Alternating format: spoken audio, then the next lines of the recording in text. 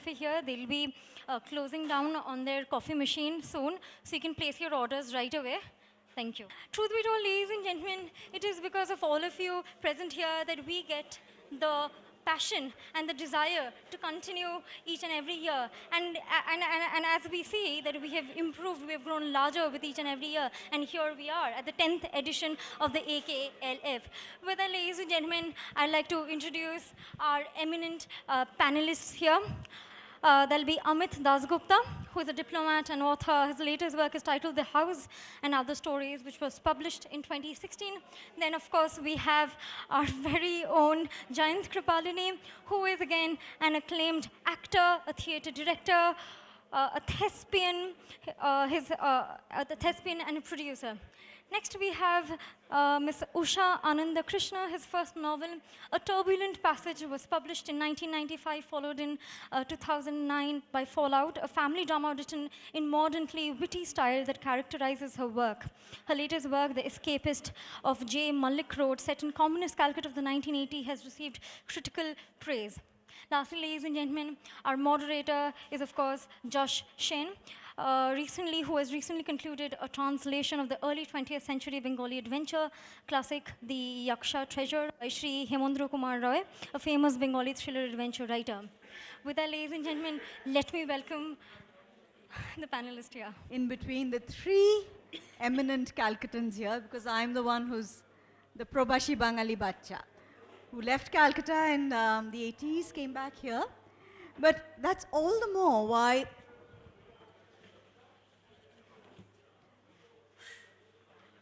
Dude, দাদা, আপনি চুপ না করা পর্যন্ত আমরা শুরু করতে পারছি না।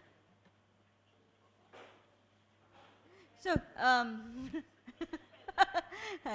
so I was just telling people I taught for some years, and Amit believes me. So all the more why each and every one of these books on the city resonated very deeply with me.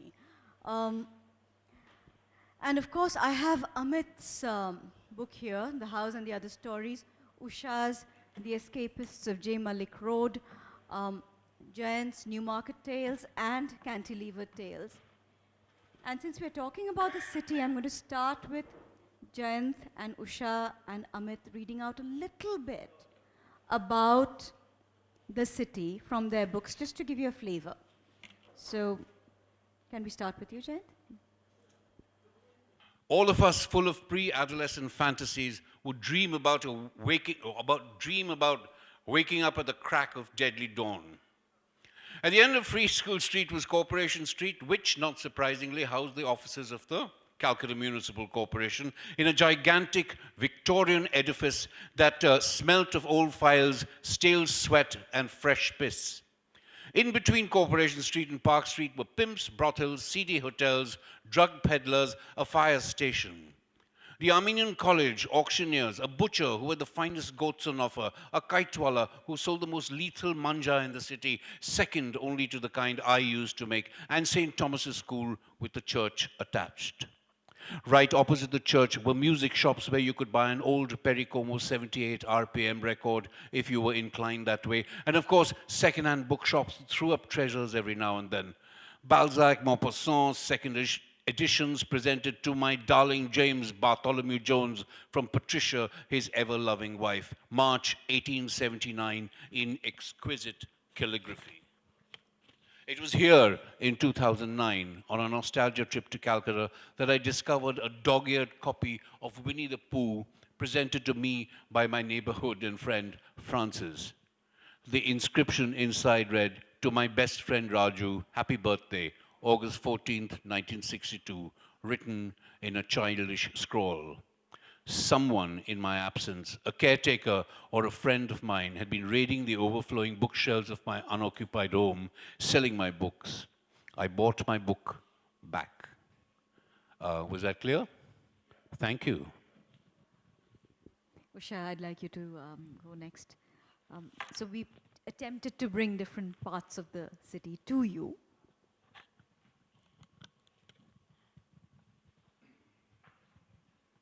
Jayant is a hard act to follow, and I'm not even going to attempt going, the New Market and Park Street way because it's going to be covered by Jayant and by Amit. So what I'm going to do is to take you out of the city. I'm going to take you out of the city and to the wetlands. This is a passage about where one of the main characters is taken to the wetlands to buy a plot. The person selling him a plot is a slimy realtor. And so this is the journey they're going to take. So the city gave way to an unconvincing suburbia of makeshift settlements interspersed with indeterminate fields. The famous football stadium went by, a roundabout corded with cycles, hotel Blue Dreams, boringly respectable under the schoolmistressy glare of the 3 o'clock sun. On and on past unruly vegetation and rickety tea shacks. Just when Pinaki began to worry that they were heading for Barasat after all, Robin Pal turned off the main motorway. They rattled along on a narrow stone-paved road that soon petered into a dirt track. It was open country now, and the land receded swiftly towards the sky. Endless flats, paddy fields in the main, divided by narrow mud buns and dotted with bamboo lookout towers. Tender green shoots floated in the watery maze like herbs in gravy. Silver, feathery kash bobbed up here and there. The air was soft, friendly, and smelled of wood smoke. The tract ended abruptly at a large body of water. Lily pads floated on its blue-black depths. Egrets waded in the reeds, ducks paddled. "Isn't that an ibis?" asked Pinaki. Robin Pal placed a hand on his chest and closed his eyes. "It's the land of Tagore, Bose Babu, and Satyajit Ray." Pinaki marveled that Robin Pal had something like a soul. For some reason, it made him think of a charging tiger stopping to sniff at a rose. "Where is the plot?" he said. Robin Pal switched off the engine and got out of the car, easing his pants from his crotch as he walked. "Oidike dekon," he said with a spacious wave. "But that is a lake." "Exactly," said Robin Pal. He cupped his ear. "Listen, Bose Babu, to the music of nature." "I can hear frogs," Pinaki said, nodding. "Can we see the plot now?" "There is swamp antelope also, Bose Babu. I myself have seen." "But the plot?" Pinaki asked, a little desperate now. Robin Pal's fugitive eye swiveled to a tangle of barbed wire Pinaki hadn't noticed. 9 kottas, 6,500 square feet.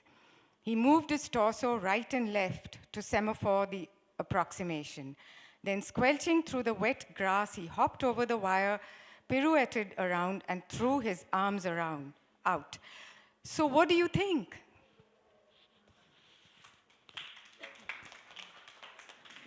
Now, Amit's book is a little bit different, and I wanted to say it's more about, when I was reading the stories, it's more about the moods it leaves you with. Calcutta-ness, I thought, more than anything else. So just to ask, what are you reading today from the book? Which bit? There are three stories in this, and one is called Mohua, and the other is called The Little Red Book, and the third one is called The House. And it's called The House and Other Stories. And when I was putting the book together, I was wondering what I should give them as subtitles, you know. And for me, Mohua was the ghost story. The Little Red Book was the true story. And The House really was, can't be serious, this can't be a true story. And so I can't really tell you about all the stories because there's a twist in the end. And I'll read a bit out from Mohua, who died many years ago and lived in a house which is on Moira Street. I'm told it's a true story, by the way. I also found that I could not get Moira Street and Mohua out of my mind. One day I told myself I would try and see if I could locate her house. Since I only had a general idea of the street it was in, I needed to make inquiries. I did this very discreetly, as it would have attracted unnecessary attention if I, as a stranger to the area, had gone around asking for directions to what must be a closely guarded secret. Very quietly, I sat at one of the tea stalls on Mohua Street, sipping tea and smoking a cigarette, looking nonchalant and inconspicuous, though once in a while I did look this way and that from the corner of my eye to see if anyone was observing me. I would bend down, for instance, pretending to tie my shoelace, but I was also checking out if the man sitting on my far left was interested in what I was up to. When I was certain no one was paying me any attention, I whispered to the owner of the tea stall, "Could I have a jeera biscuit, please, and would you tell me where Mohua stays?" All in one breath.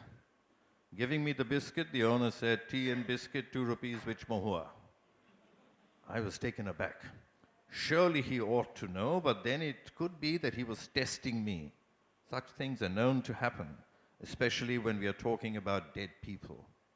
As indifferently as possible, dipping the biscuit in my tea, I said, "You know, the one who died many years ago but still lives in her old home?" The owner of the tea stall stared at me in stony silence. "Oh, you mean Mohua De," he said with a frown, and then pointed towards the end of the road. I nodded and picked up my chola. So I'll stop here. So three very, very distinct styles, three very distinct treatments of the city, and I'm going to try and knit them together. But I'm going to start with you, Usha, when I do that. Small background story. I left Calcutta with my dad and mom in the early 1980s because, you know, he used to work in Brook Bond and there was a lot of labor trouble at the time, and one day he just decided that he just couldn't work here anymore. And we then moved, you know, up north, Rajasthan first, then Delhi, and stayed there for the longest time. They stayed there for the longest time. Therefore, this book actually is an era, it's the 80s. This is the Calcutta that is a blank file in my life. When I read your book, I felt the city kind of, I lived it through this book. I tried to understand it. And the first thing I want to ask you is, why the 80s? Well, the 80s was a pretty dark period for Calcutta in the metaphoric sense and the real sense. There was load shedding, of course, but there was also, the businesses had fled, and there was economic decline. There was chaos on the streets because this was a communist regime. So I thought, I had my 3 protagonists, the 3 main characters were dreamers. One of them, in this grim scenario, was dreaming of rebuilding Calcutta, the skyline. And another one wanted to build a little house in this chaos, knowing that, their street gangs control the building activity. And before I finish, one of the things that really struck me was that, which is a fact, is that when there's an economic decline, the first activity that comes to a halt is buildings. So these are unreal stories for all of them. And the last protagonist actually comes to this city to make his fortune when everybody was fleeing. So I thought having this kind of a background and these characters with unreal dreams would be a story. Therein lies a plot for a story. It was fascinating also because what I'm coming to next is the fact that class differences between these 3 protagonists, it's a very real thing in your book. And of course, there's the architect who's, very urbane and very frustrated, very much a person struggling to make sense of this Calcutta that the city had become. And then there's this middle-class client he has whom he never thought he would get, who dares to aspire in that time and in that age, in that milieu. And then there's the third protagonist, who I loved actually, by the way, who's this goon. And the only way up he knows is through the party. So how did you decide to talk about the class differences? It's such a big part of our lives in Calcutta. There are so many layers of the city that barely intersect. And here in your book, it all kind of comes together in one narrative. That's true. You know, when we think of class intersection, it's always on a superficial level. But in this story, they come together over the building of a house and a girl. And the difference is actually a great distance between all of them. So they're bound to be clashes. When there are interactions, that's why it makes for the richness of the plot, that each of them is pulling in a different direction. And you've later asked me about transactions. It's true that it's transactional. Each one wants something from the other. So, and that's how, what was the question again about? They are Yeah. How did you manage to work the class differences together and make you know, some of story out of it? The Biren, the architect character is a familiar person to all of us in this room, I would say. I mean, we know him. He could be living next door. But we've often interacted with people like Pinaki, who's a small-time clerk. Anytime you see a hassled little man with glasses, that's Pinaki. Kalol Mondal is a universal type. He is off the streets, and he lives off a diet of Bollywood, and therefore he has enormous self-confidence and self-belief that he can transcend his background, and miracles will happen and he'll get somewhere. Yet he's quite tenderly written, I found. You've written him with a touch of... But someone asked me about this. While I can empathize with Biren, I can sympathize with Kalol. So that's how I saw it. I mean, I'd imagine what it must be like to be him, want all these things, and be so circumscribed by his circumstances. So that's really all that actually I should tell you about the escapists of J. Malik Road, because there are three very distinct people trying to escape their own destiny. And there are some lovely descriptions also, not just of Park Street, but also of Mominpur, very, very real, where this person stays, the milieu he wants to move himself away from. Amit, I'll come to you next. When I was going through the book, I really felt that in your case, the thread was the mood of the city in each of the stories. In fact, The House is a story about Calcutta in a city that is not Calcutta. And I wanted you to kind of talk about the underlying mood, the Calcutta-ness of your book. So it's three novellas, really, this collection. And Amit will tell you more. So, I left Calcutta, and throughout this book, I have talked about Calcutta and not Kolkata. I left Calcutta in 1970. 1974. And that period was again a difficult period because it was the height of the Naxalite movement. A 3-year degree course would take 4 years. It was a tough period. And so in 1974, I left and led a different life altogether and never really came back other than for short periods and short bursts of time. And the Calcutta I took with me as I left was more of a nostalgic Calcutta. And I think a lot of that is in the book. The Calcutta that we think about, when I walk the streets now and look at these old buildings, Mohua is very much like that. The old building and what could be the stories that lie locked up in these walls, so to speak. The other element of these stories is about the people, and none of my characters are big heroes. The Little Red Book is about a Bengali gentleman who loses his wife. He's retired from work. He doesn't know what to do. He's not a very sociable person, loves to have his drink in the evening, and then decides that, you know, how else should I spend my time? Opens a box and finds a prediction which tells him exactly when he's going to die, a year later. And so how does he live his life?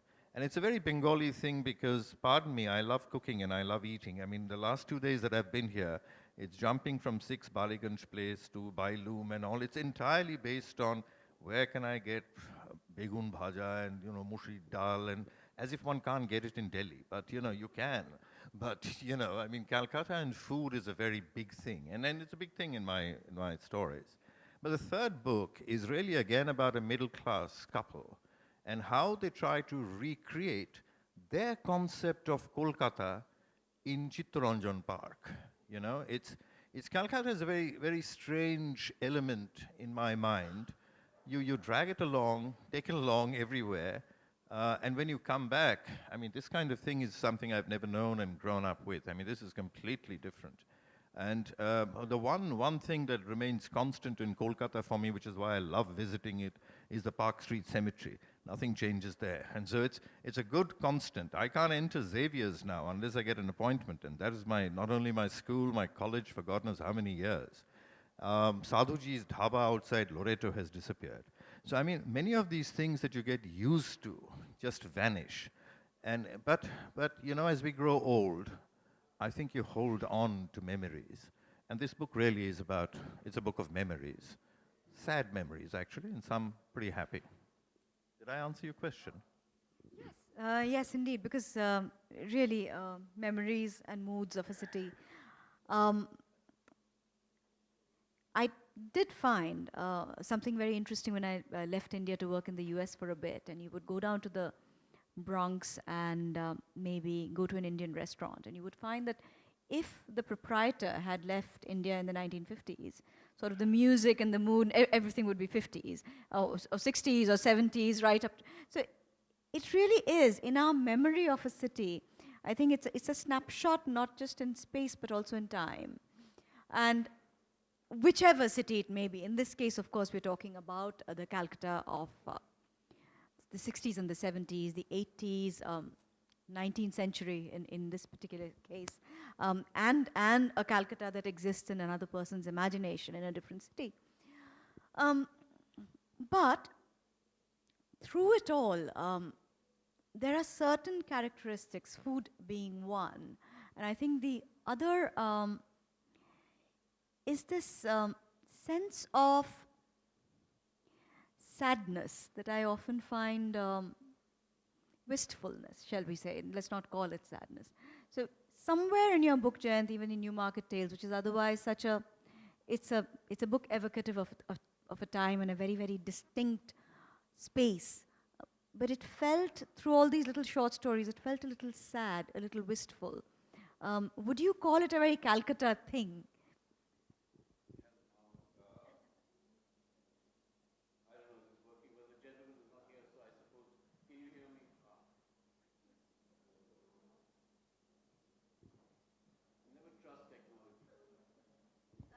You use this. Yeah. Hello, yeah. I think I'd like to go back to what, sadness, etc. I'm going to quote Simone Signoret. She's a marvelous actor.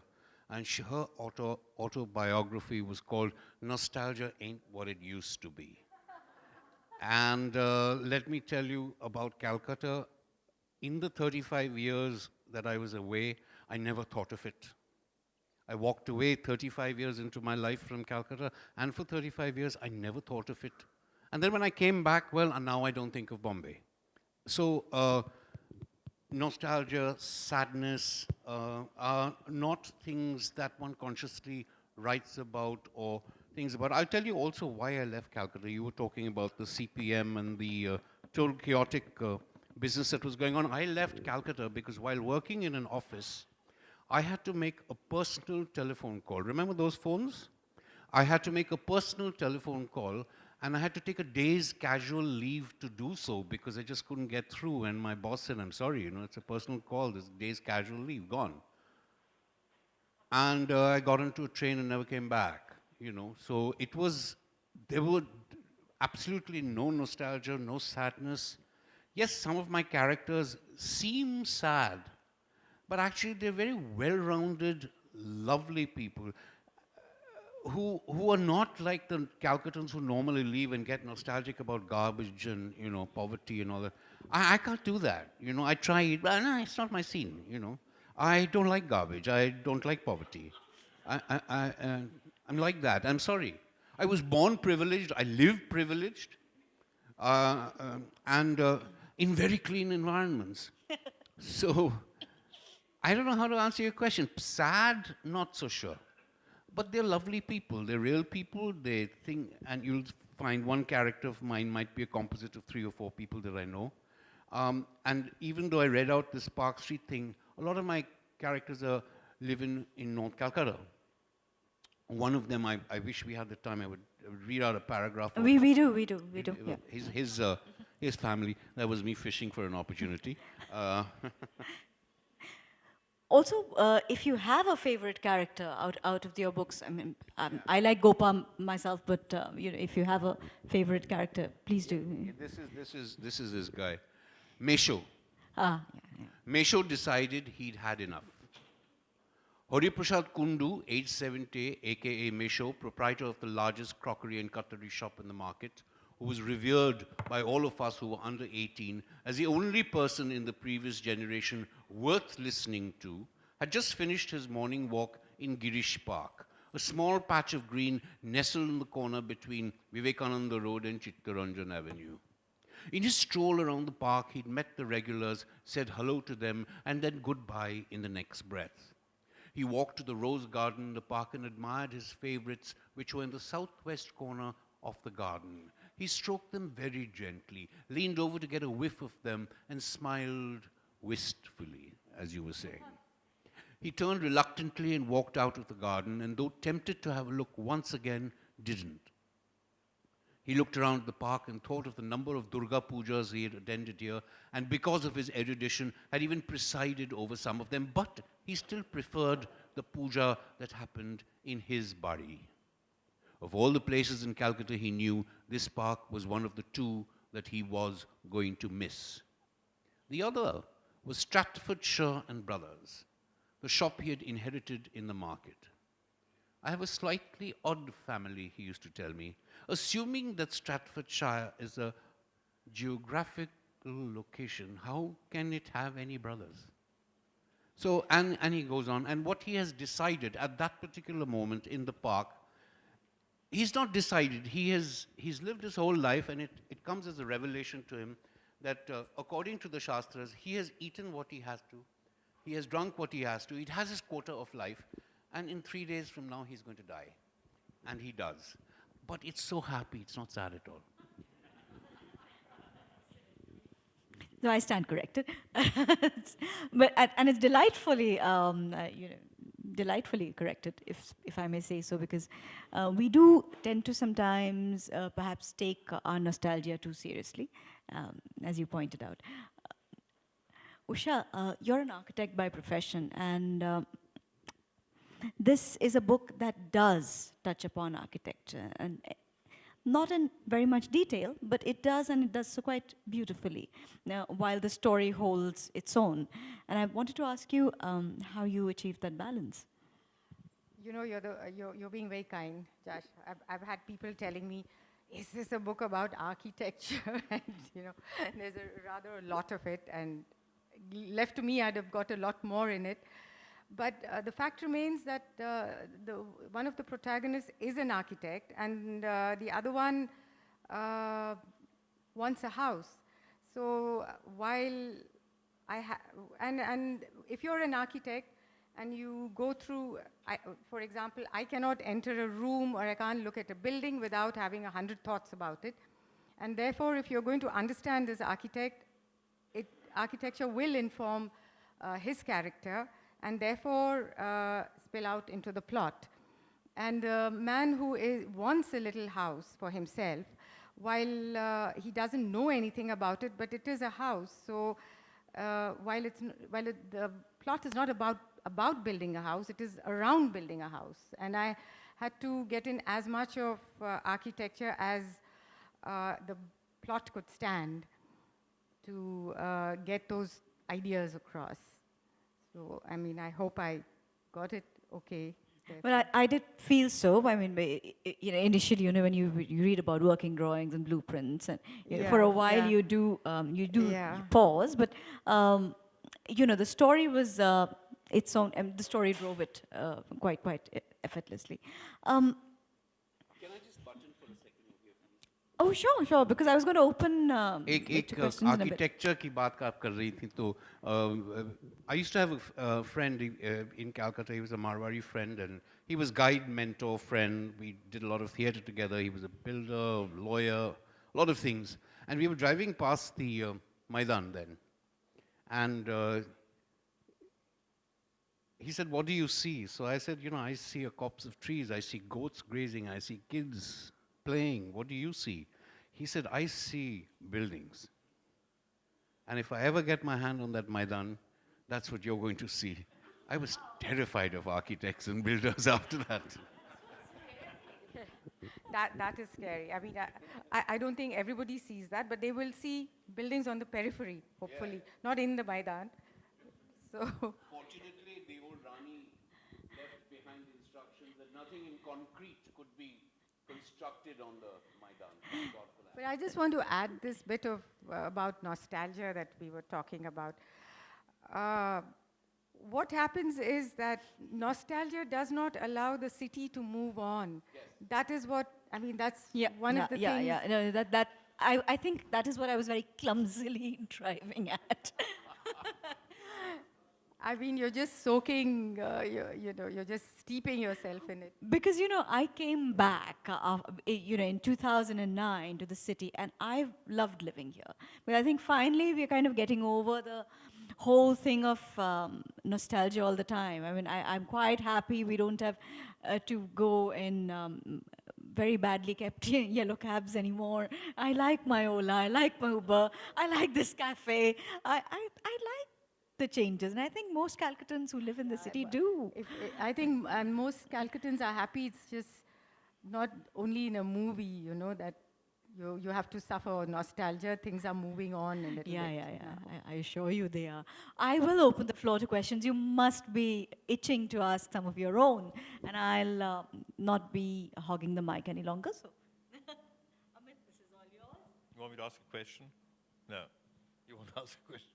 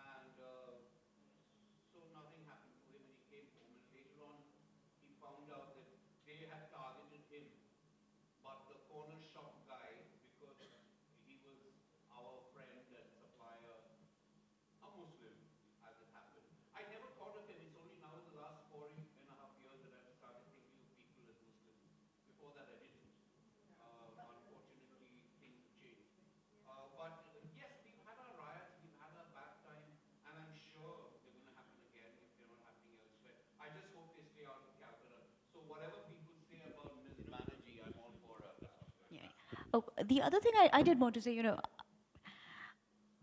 I've actually never seen a riot in Calcutta.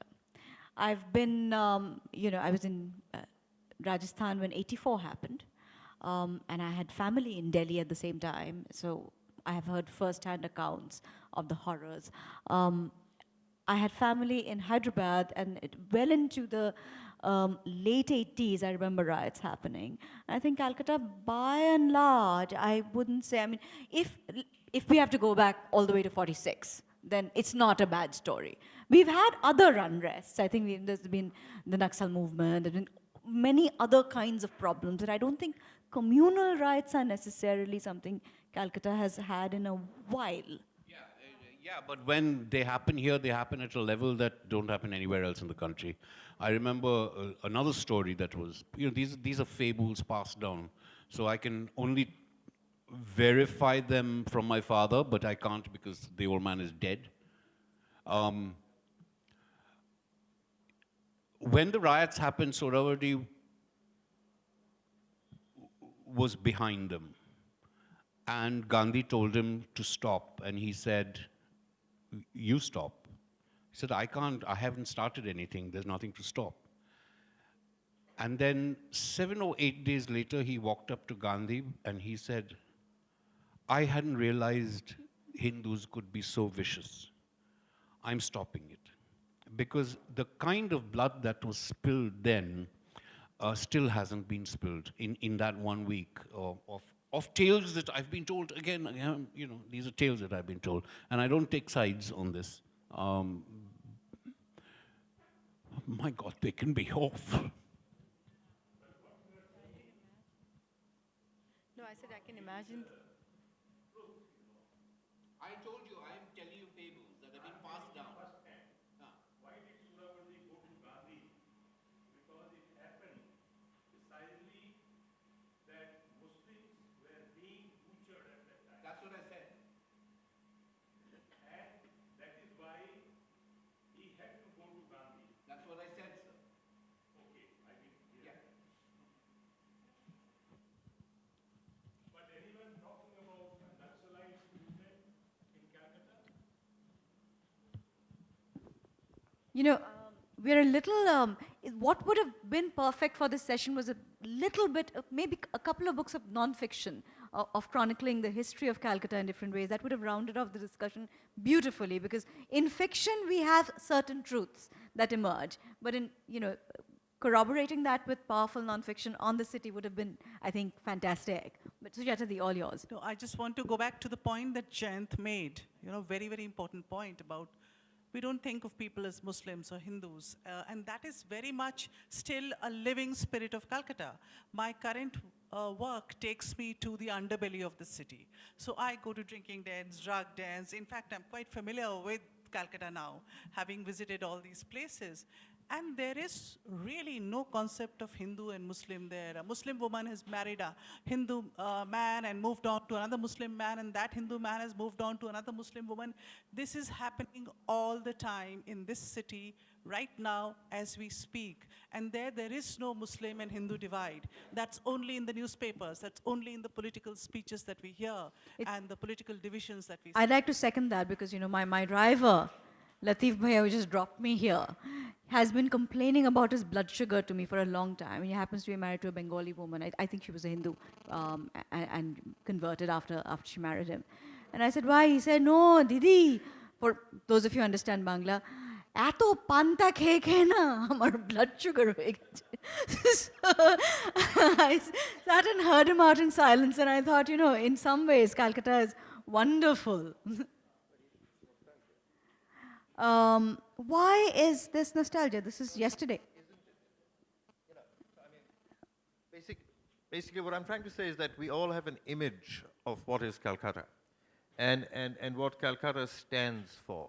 I mean, when we say things like, there is no, we talk about men and women. We don't talk about Muslim or Christian or whatever it is. Of course, we do say, are you Bengali or non-Bengali, which is basically, are you from Calcutta or, that's it. But, this to my mind is a way of seeing. And to a large extent, when we talk about nostalgia, I think it is the challenge that is being posed perhaps very aggressively these days, But the challenge that is being forced into a particular way of seeing, we've grown up taking certain things for granted. I mean, we never questioned it. I mean, there was no question of sitting down and figuring out whether Muhammad was a Muslim, you know, or Khan Chacha that you hung around with, you know. I mean, you just hung around with another human being. And I think this was at the core and the heart of the Calcutta that many of us grew up in, and the Calcutta that we carry with us. And to a large extent for me, this is nostalgia. This is nostalgia because you see it being challenged very, very vigorously as if it no longer matters. Interesting point. Anyone care to add to that or perhaps refute that or talk? The floor is still open.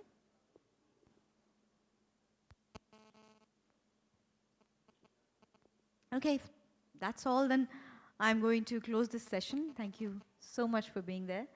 Thank you, Usha. Thank you, Amit. And I'm going to get it signed. Yes, please. Please. Also, these books are available for sale not only at the bookstore, but at Allen Park, where the bookshop is.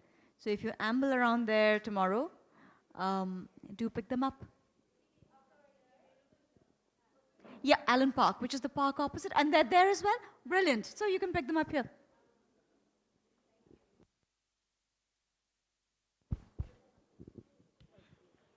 With that, ladies and gentlemen, we come to the end of this session. But a huge round of applause for this audience here, because it is always a pleasure for us at AKLF to see crowds with such huge numbers coming in, because it is you all who give us the hope to continue with such literary festivals. It is because of you people that we realize that great cities are built not just with skyscrapers, with flyovers and bridges, but on the collective intellect of the populace. It is you all who give us the hope to continue. With our ladies and gentlemen, it's a pleasure to have such eminent personalities in this panel. With that, we come to the end of this session and this day. There is, of course, a session in Allen Park where we'll be hosting Shashi Tharoor. You can go over there. Next, of course, we will have a book signing session right here, where Jayant Kripalani and all the other panelists are going to sign the books. Thank you.